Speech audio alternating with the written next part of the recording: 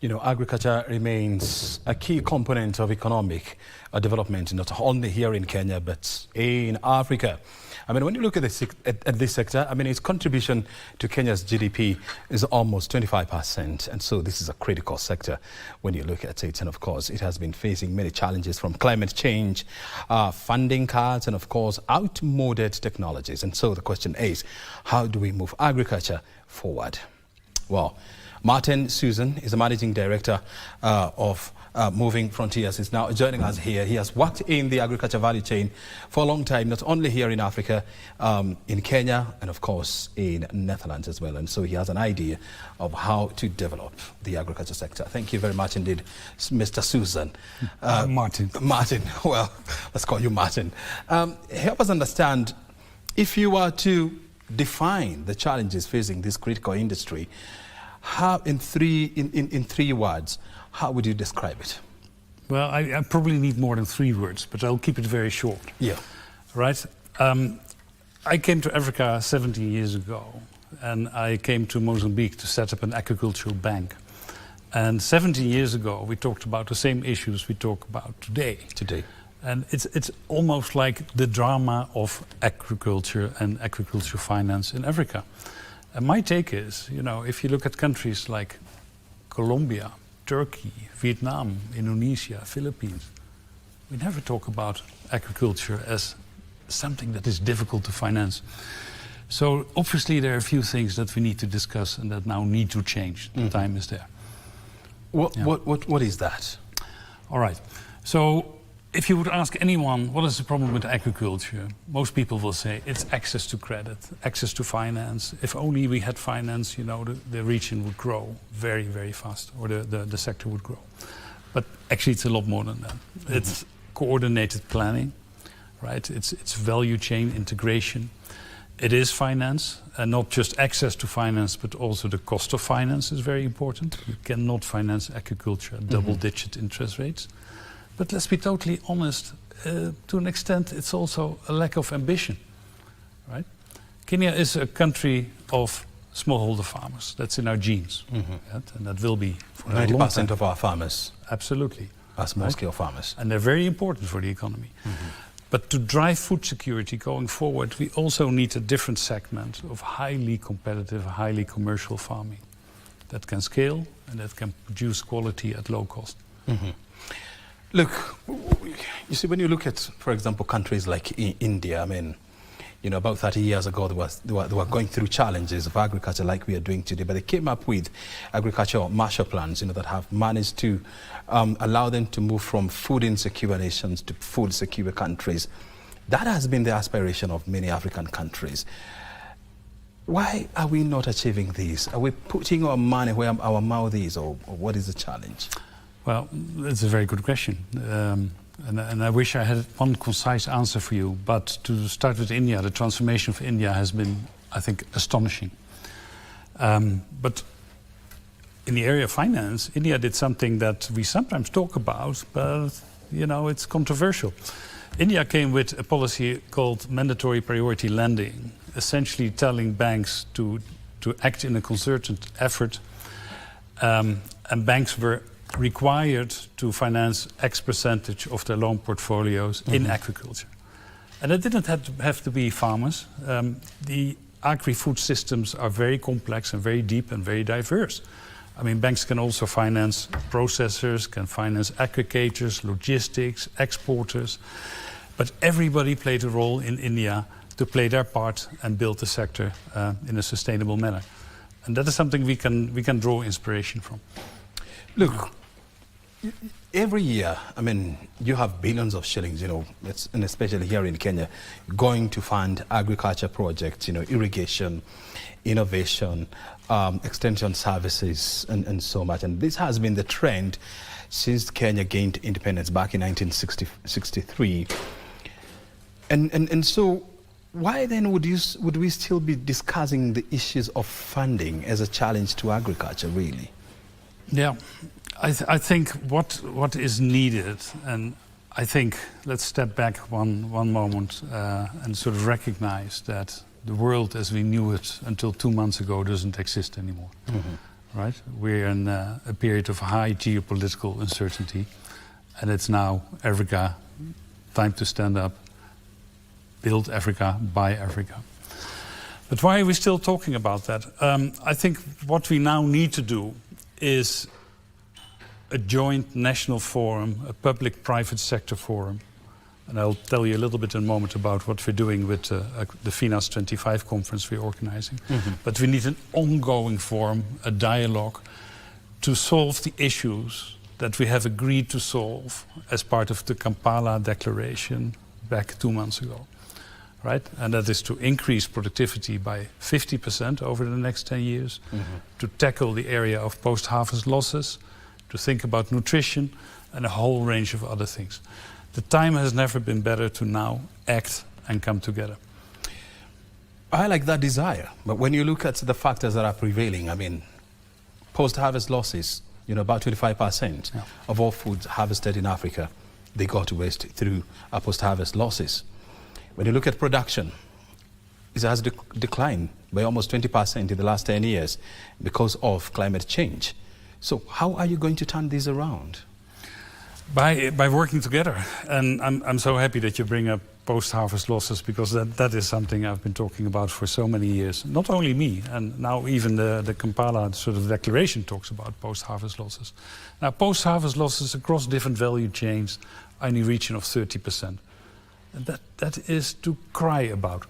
So what I would like to see is that we would somehow declare, maybe under the leadership of the Ministry of Agriculture, the year of post-harvest loss reduction. And that means a whole range of activities involving banks, financiers, lenders, farmers, processors. Get the best brains together that we have and say, look, we're not going to solve this within 12 months. But the agenda is that over the next 3-4 years, we're going to halve post-harvest losses by 50%. And we won't talk about 30% by the end of, say, 2030. But we have maybe something in the region of 10-15%. That is the quickest win, and it's absolutely doable. But we have to work together. And it has to be deliberate.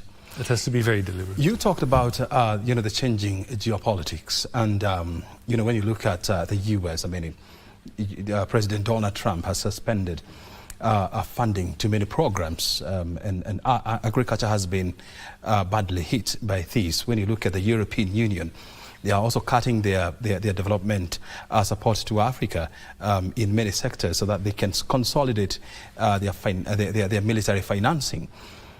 How bad is the situation? It's obviously not good. And if we look at the American situation, the sector that's been most affected by the suspense or the withdrawal of US aid is probably the medical sector, and not even the agricultural sector.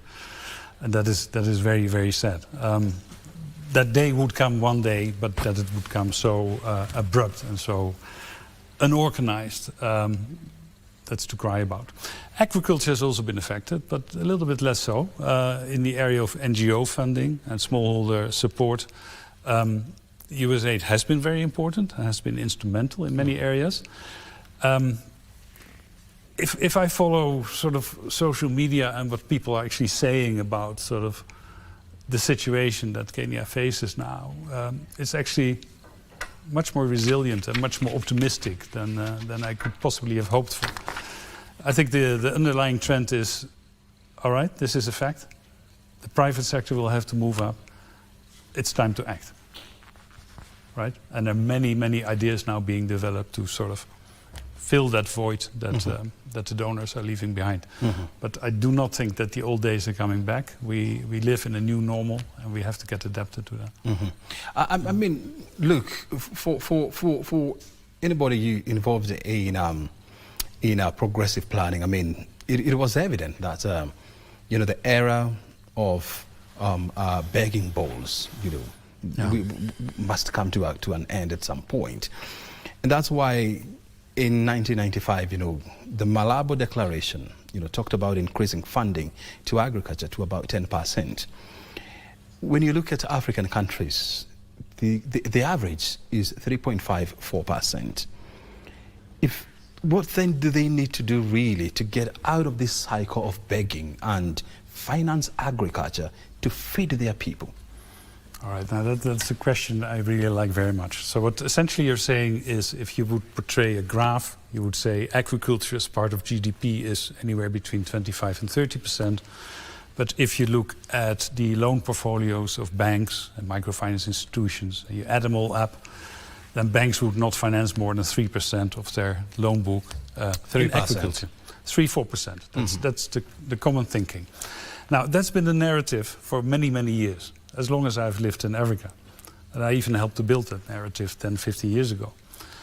But we need a new narrative, because A, we actually really don't know to what extent the financial sector finances agriculture. If you look at statistics, there's one line in annual reporting, and it says, I think, forestry and agriculture X%. But nobody knows exactly where that funding is going. To what value chain is it going? Is it going to dairy? Is it going to mango? Is it going to fish farming?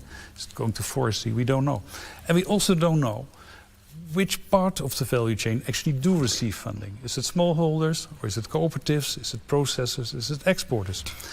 So what a number of people are now actually thinking about is that we need to tackle this problem of data first and foremost, right? And at present we're working on something called the loan classification system, which means that every loan booked by a bank or a microfinance or a SACCO gets a little tag saying exactly what it is, what sector it belongs to, what value chain and what actor. Once we have that data, now we can really start to think, okay, now how much is going to agriculture?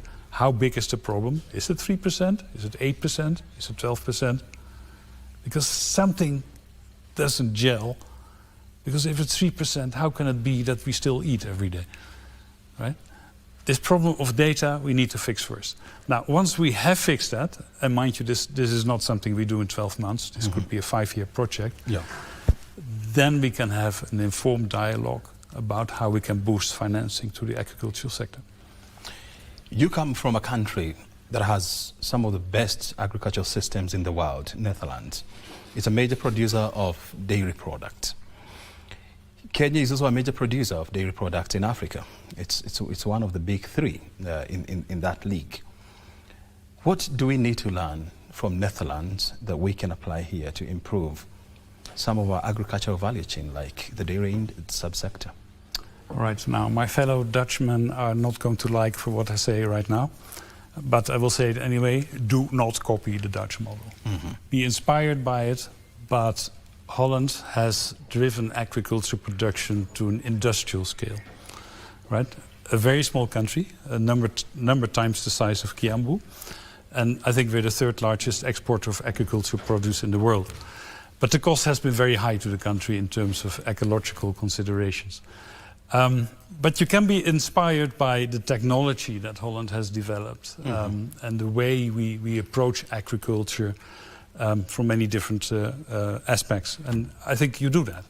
There's a lot of cooperation between academia in the Netherlands, the agricultural business schools, farmers that help here, seed producers.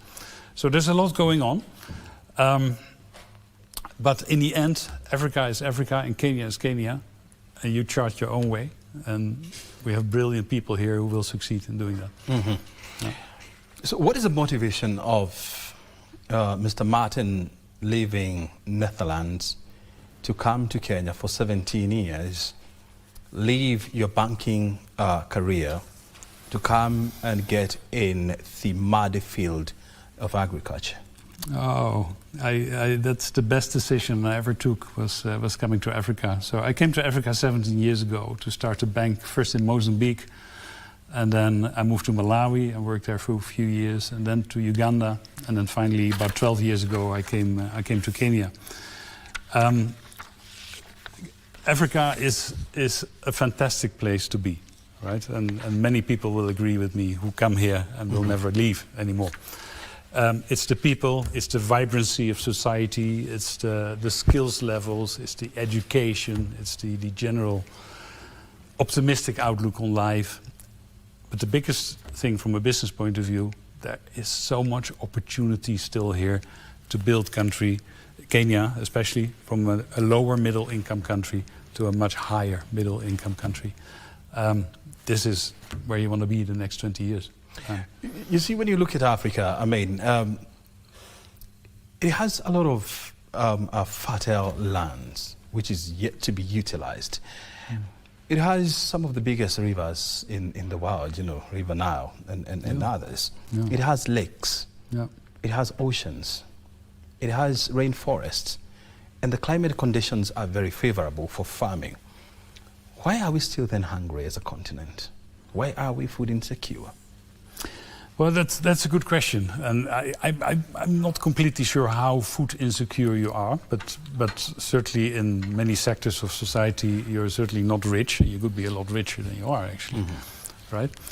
I think I come back to what I said in the beginning. It's a lack of coordination. It's a lack of value chain planning. It's a lack of finance that we talked about already before, that we have to address in a much more systematic way. And above all, I repeat it, it's a lack of ambition. We must not view agriculture as a last resort, whereas we really cannot find employment in any other sector, we can still start our shamba and do that. No, agriculture is business. Agriculture means business. And I think you can make a very, very profitable life by building your food system. Thank you, Mr. Maarten. In the interest of time, before I let you go, tell us about the conference which is happening. Okay, the conference is called Finance 25. Finance stands for Financing Agri-Food Systems Sustainably. We started that last year in 24, in I believe, March. And now we're going to repeat it towards the end of May. It was an astounding success last year because we brought together over 1,000 sort of representatives for 3 days from government, from the farming sector, from banks, from investors, from lenders. And the idea behind Finance is really driving a dialogue towards financing agriculture in a different way and a more sustainable way. The time has never been right. On behalf of the entire conference organization committee, I would say everybody who would like to get involved, contact us through Finance 25 on our website or our social media handles. It's going to be a fantastic event by the end of May, 2 days this time, and the interest is already sky high. Very good. Fantastic. Thank you very much indeed, Maarten, for swinging by and of course for helping us with those technical inputs, and of course let's keep the conversation going. Absolutely. Thank you so much for having me here tonight. Very good indeed. Thank you.